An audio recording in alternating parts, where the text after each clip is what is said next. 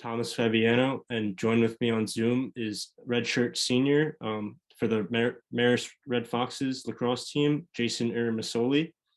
Jason, thanks for taking the time to do this interview with me. I really appreciate it. We'll just jump right in. Of course.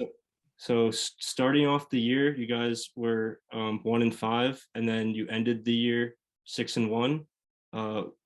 Would you say the team has battled through adversity throughout this season? Definitely. It was definitely a tough beginning of the year. Coach Wilkinson definitely does a great job getting us prepared for our in-conference play in the beginning of the year with our out-of-conference games. So we definitely had a tough schedule in the beginning of the year. So that got us ready for the final stretch, which has now paid off for sure. We also fought through one of our 4-year starting attackmen got hurt, which was something that we had to get our flow of our offense and get going with that. So I think we're really hitting our stride now coming into the playoffs, which is awesome. Against all three of those opponents, you had 1-goal margin games.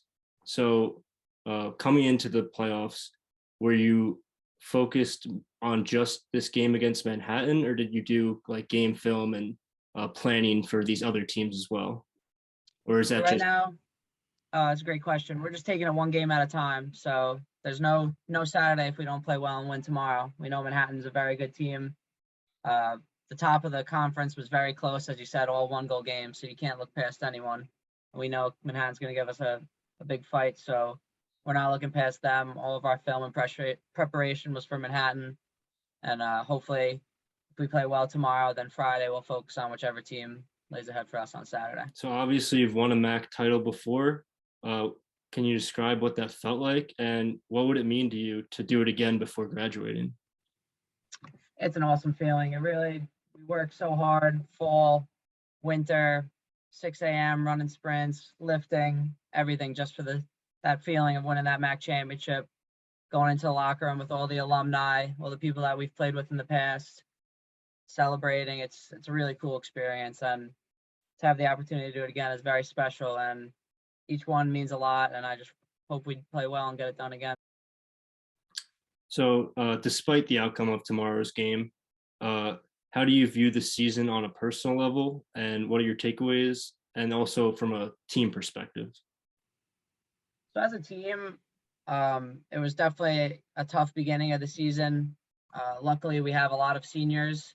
I believe around 10 to 12 seniors. So we've all been here for either 4 or 5 years. So in the beginning of the year, we just got together, we talked, we had a meeting, and we knew something had to change.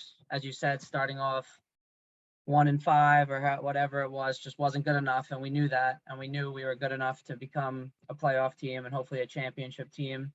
So in that, we learned a lot, and it's not just in the sport, in life, stuff's going to happen that you're not expecting, that you don't want to happen, and it's important to be able to fight back, and that's what we've done this year. So obviously, for this season to be a success lacrosse-wise, we want a MAC championship, but overall, we definitely learned how to battle and how to fight through adversity, which I think is important as a team, for sure.